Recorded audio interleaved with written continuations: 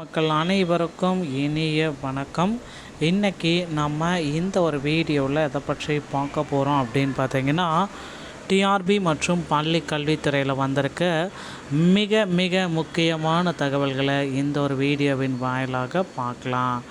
தமிழகத்தில் அரசு உதவி பெறும் தொடக்க நடுநிலை பள்ளிகளில் டெட் தேர்ச்சி பெற்ற ஆசிரியர்களின் விவரம் சேர்க்க தொடக்க கல்வித்துறை உத்தரவிட்டிருக்காங்க. இதன் மூலம் 4 ஆண்டுகளாக வழங்கப்படாத பட்டதாரி தொடக்க நடுநிலை தலைமை ஆசிரியர் பதவி உயர்வுகள் வழங்கப்படுமா என்ற எதிர்பார்ப்புகள் எழுந்திருக்கு.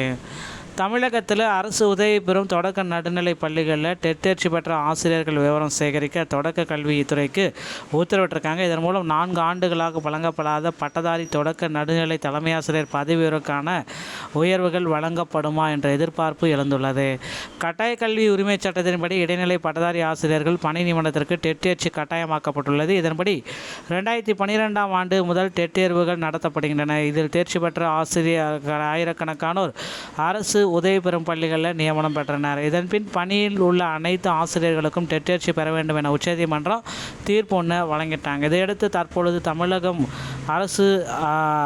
அரசு அவர்களுக்கு சிறப்பு டெட் தேர்வு நடத்தியது. இந்த நிலையில் டெட் தேர்வில் தேர்ச்சி பெற்ற ஆசிரியர்கள் விவரம் 421 கல்வி ஒன்றியங்களிலும் சேகரிக்கப்பட்டு வருகிறது. மதுரையில் இடைநிலை பதிவமைப்பு ஆசிரியர்கள் இயக்க மாநில பொதுச் செயலாளர் ராபர்ட் கூறியதாவது, உச்சநீதிமன்றத்தில் 2022 பதவி உயர்வு சார்ந்த வழக்குகள் இந்தியாவில் பணியில் உள்ள அனைத்து ஆசிரியர்களுக்கும் டெட் தேர்வு எழுத வேண்டும் என உத்தரவிடப்பட்டுள்ளது. இதனால் 4 ஆண்டுகளாக தமிழகத்தில் தொடக்க கல்வியில் பதவி உயர்வு வழங்கப்படவில்லை.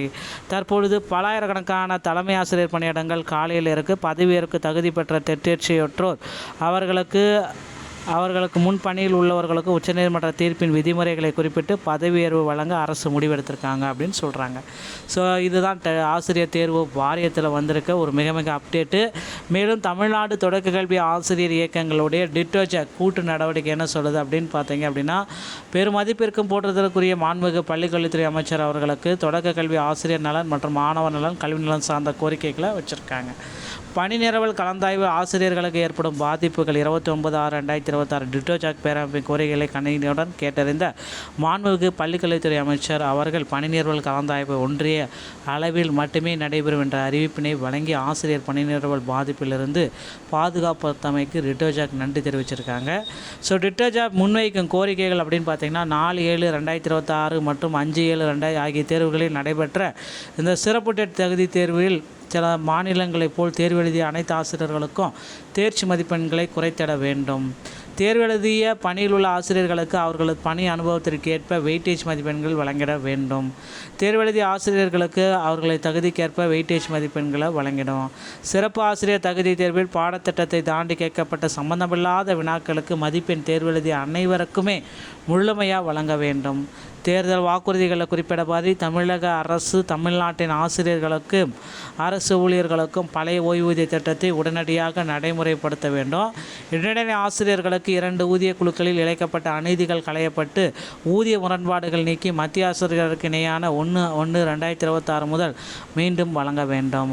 ஆசிரியர் தகுதி தேர்வு தொடர்பாக 1/9/2025 அன்னைக்கு உச்சநீதிமன்றம் வழங்கியுள்ள தீர்ப்பினால் தமிழ்நாட்டில் பாதிக்கப்பட்டோர் 1,76,000 ஆசிரியர்களுக்கு பணி பாதுகாப்பு வழங்கும் வகையில் பாராளுமன்றத்தில் கட்டாய கல்வி உரிமை சட்டத்தின் 2009 படி பிரிவு 23 திருத்தம் செய்திட வேண்டும்.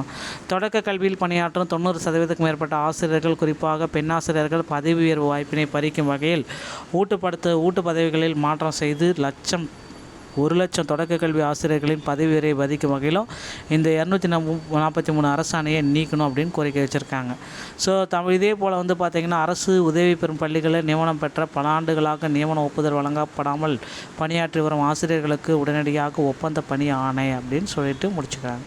ஸோ இந்த மாதிரி தாங்க அது பள்ளி கல்வித்துறையில் வந்திருக்க மிக மிக முக்கியமான தகவல்களை தான் நீங்கள் பார்த்துருப்பீங்க. அடுத்து இன்னொரு விஷயம் பார்த்திங்கன்னா, பள்ளி கல்வித்துறையில் நடக்க இருக்குது. ஸோ என்ன அந்த விஷயம் அப்படின்னு பார்த்தீங்கன்னா, ஸோ கிட்டத்தட்ட அதிக அளவில் பார்த்திங்கன்னா காலி பணியிடங்களை நிரப்ப போகிறாங்க பள்ளி கல்வித்துறையில். ஸோ 28,000க்கும் மேற்பட்ட காலி பணியிடங்கள் ரெடியாக இருக்குது. ஸோ இந்த டிசம்பருக்குள்ளார பள்ளி கல்வித்துறையில் ஒரு மிகப்பெரிய மாற்றங்கள் வரும் அப்படின்றத நிச்சயமாக எதிர்பார்க்கலாங்க. ஸோ டெட் பாஸ் பண்ணுறவங்களுக்கு உண்டான மதிப்பெண்களை குறைத்து வழங்க கோரிக்கைகள் போயிட்டுருக்கு. கண்டிப்பாக வெளியாகும் அப்படின்ட்டு எதிர்பார்க்கலாம்.